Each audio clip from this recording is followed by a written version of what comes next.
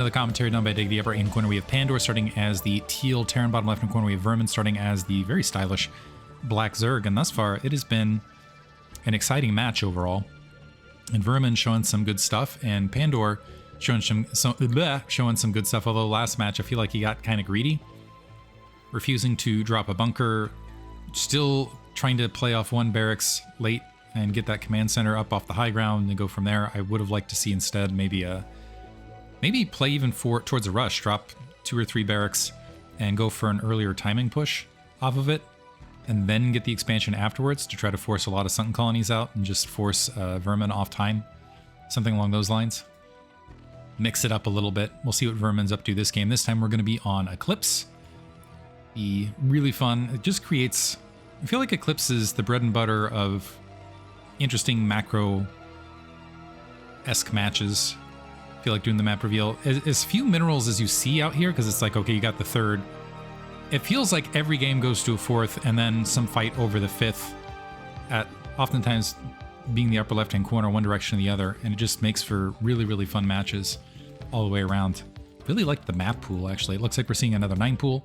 We paid off a very early gas at 121. Never mind gas cancellation to start.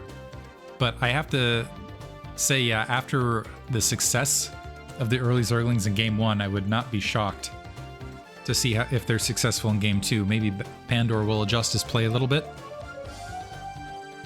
One advantage is he's not going to have, I think, as far as a scouting distance. It's still a 2-player map, but I think Neo-Dark Origin is a little bit longer and wider. Don't quote me on that, however. Drone making its way out is going to see that SCV incoming. Zerglings now being constructed as they're making the way across. Pandor is going to have that barracks up, but yeah, seeing this, let's see if he plays a little bit differently this time. Also, Pandor has an opportunity to potentially disrupt this drone. Yeah, nice. So dropping an engineering bay. I don't know if that's the play. Because now we've got Zerglings making the way out. Might delay them a little bit. So 2 Zerglings. Yeah, cancellation right there. SCV exiting to the north. Vermin, however, not turning that drone around and plopping that natural expansion. That's going to be some delay right there. Once again, SCVs making the way to the ramp. Drone does manage to sneak out. But very similar, a very similar situation to Game 1. Let's see if Pandor has something different this time, however. Natural expansion now being grabbed from Vermin. Is following this up with drones this time upon seeing the additional... not seeing the barracks in the forward position. Gonna test the front, get an SCV kill, and back up. 1 SCV for 1 Zergling's pretty good trade. But gonna hold and just play on the low ground. Managed to get gas up. And this is what I like about this. The Zerglings just latently force a little bit more defensiveness and force a little bit more time up on the high ground. Pandor floating some minerals right here. So let's see if he goes for a march down once he feels like he's got some, once he's got sufficient medic marines, SCV and marines. So pushing down, Zerglings taking some damage. Without speed, they're not much of a threat. So going to be able to get that command center up. Still, yeah, there we go. Bunker this time from Pandor. He still needs to play this very, very carefully. Although he's going to feel better about this because the Zerglings do not have speed. And interesting with that repair on that edge, this is a nice little blockade as well along that corner. So now Pandor going to feel much more comfortable. Marines able to sneak in. We do have Zergling speed being upgraded after layer, it looks like. Second hatchery up. And the macro game continues from here. Refinery being dropped, and I'm curious if Pandor here is going to go for an eBay first build after everything. So no, he's dropped the academy, but he hasn't dropped that second barracks as of yet. Curiously, maybe just a little bit out of his normal build order altogether, but One Rack's Academy tends... You'll see One Rack's eBay first, but One Rack's Academy tends to be less of a thing. So yeah, I think this is just a slight mistake. Tournament nerves. Now has dropped that additional barracks.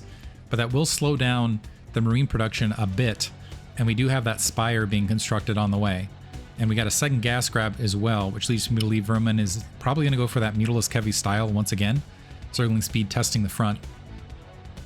And I'll be curious to see if Vermin opts to go for a full attempted bust at the natural expansion with the Mutalisks and Zerglings in tow. Considering how, so we've got 8 Marines, might have a full control group of Marines, Engineering Bay being dropped deep in that natural expansion, Stim Pack being upgraded as well, and 2 Comsat stations being dropped as well. Might want to test the front. But at this stage, considering the defensive situation, the Zerglings piled in to the front, and the timing with the Mutalisks and how few Marines there are on the front. I mean, yeah, we got a medic here, but this is a medic with 8 Marines overall. The Zerglings engaging regardless, though. I don't like that play. So yeah, they got an SCV kill and delayed the supply depot a little bit, but I think they're more valuable as a backstab threat overall. And Pandor's economy really, really hurt right this stage. Vermin is just about even as far as workers. Comsats dropped. We do have Mutalisks being constructed on the way, but I gotta say, Vermin looks like he's in a pretty solid position overall. And the turrets need to get constructing, otherwise they are going to be late. And I do not see turrets constructing at the main or the natural, nor over the barracks line. If 4th barracks being added, perhaps Pandor feeling a little bit light. He is moving out with the medic Marines, getting a good surround on those hold position Zerglings. Full control group making its way down, perhaps. That is provoking some emergency Sunken colonies to be dropped. But if these Mutalisks find a good open field target, if they just move out right now, the Sunken colonies should be able to defend for quite some time. 3rd base going to get grabbed from Vermin. See, this is the downside of not having those Zerglings able to spot that medic Marine army, is these Mutalisks could have been in the main right this second, wreaking havoc, and instead they have to pause and play more defensively because they've lost track of that army. And now, because of that, that window is getting missed where Pandor didn't have the turrets up. So it ends up kind of one thing stacking to another, and he's kind of holding up and playing a little bit more defensively. And so now the turrets are in place, even though they were potentially late. Comsat picking off that Overlord, putting Vermin in the red, also revealing the position. And ooh, takes out an Overlord, but is going to end up losing a medic for it. And that leaves only a single medic with this ball of Marines, and that leaves them very, very vulnerable. So Vermin, honestly, I would just keep flying the Mutalisk around, try to bait out some stim, because you've only got that single medic right there.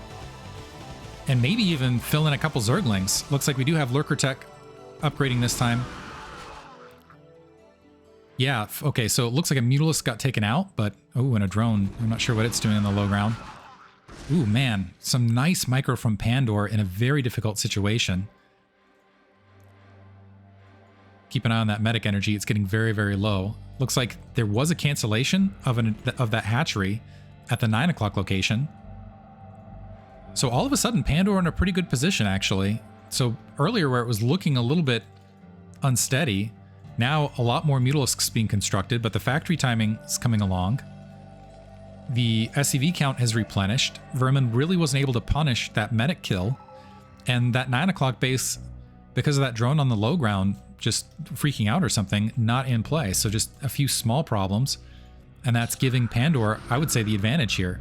He still hasn't reinforced or drawn back this medic Marine ball, and he really needs to get that back to home base. And the medic getting strewn out, so it's going to get picked off. 2 medics is huge right there. And now, yeah, it should be an easy kill with some micro. Otherwise, although, oof. Here's the thing, you can't blame that on lag this time. Vermin having a bit of trouble with his Mutalisk micro. A Marine checking the bottom right, a little bit confused as to where that 3rd hatchery is. And it looks like Vermin is now in a situation where maybe he has to transition this into just 2 base. He sees the Hydro. This is going to be confusing for Pandor because he sees the Hydro Sten, so that suggests this is a movement towards 3 base play. But I think Vermin's put himself in a situation where he might just have to play 2 hatch if he really wants to get some success out of this. Unfortunately, so able to get some good medic Marine kills right there, but unfortunately the double starports are already on the way. Pandor really hit that timing strongly, so he's going to have the science vessels out, and oof, and has done a great job of pecking away at the Mutalisk line, so they've never been in really scary, large, sufficient numbers.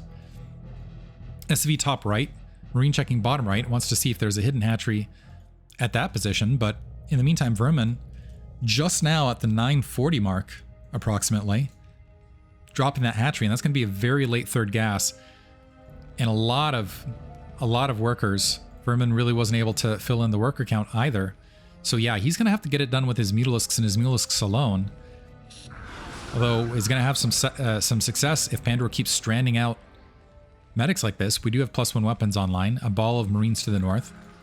Starport's dropping in between. So now it's going to be a race between whether Vermin, it looks like right now he's trying to play defensively with these Mutalisks, but he needs to get aggressive with his third base so late. He needs to do something to slow Pandor down. Pandor, I think, recognizes his situation, that he can just sit back and macro up without that third in place and get some irradiates, and that will basically end everything else. The Mule's diving in, one turret down, second turret down, but Marines right there able to wipe a Mutalisk out, and this is still not a full control group of Mutalisks. Second Mule's taking a lot of damage. The Marines trying to make their way back up. Now Vermin making moves. Maybe was waiting for +1 weapons to finish. And the Medic Marines diving up, but unfortunately for Pandor, they're coming in just one at a time and just lining up for those Mutalisk shots, so they're getting absolutely obliterated. However, the Mutalisks have still taken heavy damage. And so there's 6 remaining, 2 of them basically whittled down, and now some Lurkers making their way to the front, and I think Vermin wants to go for a pseudo all-in attack here, where he's going to maybe, I don't think this is going to be hold position Lurkers. I think he just wants to dive Lurkers towards the front and maybe use the Mutalisks in combination to pin this all the way into the natural expansion, but we already have science vessels out and a large enough Medic Marine ball to potentially deal with this. Want to radiate once it's researched. Ooh, that science vessel needs to get back in a defensive position, but another nice focus fire on that Mutalisk ball overall. And Pandor, yeah, this is a very weak contain from Vermin. These 3 Lurkers, that's just offering up some irradiate potentially. The first irradiate definitely going to go out on the Mutalisk. But I think Vermin's shots, he's got the third base up, but still hasn't capped that third gas. And the science vessels are already out in the field. There's the first irradiate. Fortunately, a lot of the Mutalisks weren't in the grouping, but unfortunately, it looks like there is already another irradiate just about ready to queue. Maybe? Did I miss a second irradiate? Looks like I missed an irradiate. Maybe it was on one of the Lurkers? Nope. I think I just missed the second irradiate. A fan out from the top angle. Lurkers easily nice carving of that from Pandor. Moving up, catching some Hydralisks, it looks like, on move position as well. That Lurker can just be ignored, and Science Vessel gets wiped out, so small victories there for Vermin. A little bit over-eager from Pandor. He's not quite sure whether he wants to take out this Lurker egg or if he wants to engage the Mutalisk grouping. It looks like he's just holding and waiting in both positions, so that's gone. But yeah, he can just keep macroing up. He's got double the supply right now of Vermin, so amazing macroing from Pandor right here. More Mutal...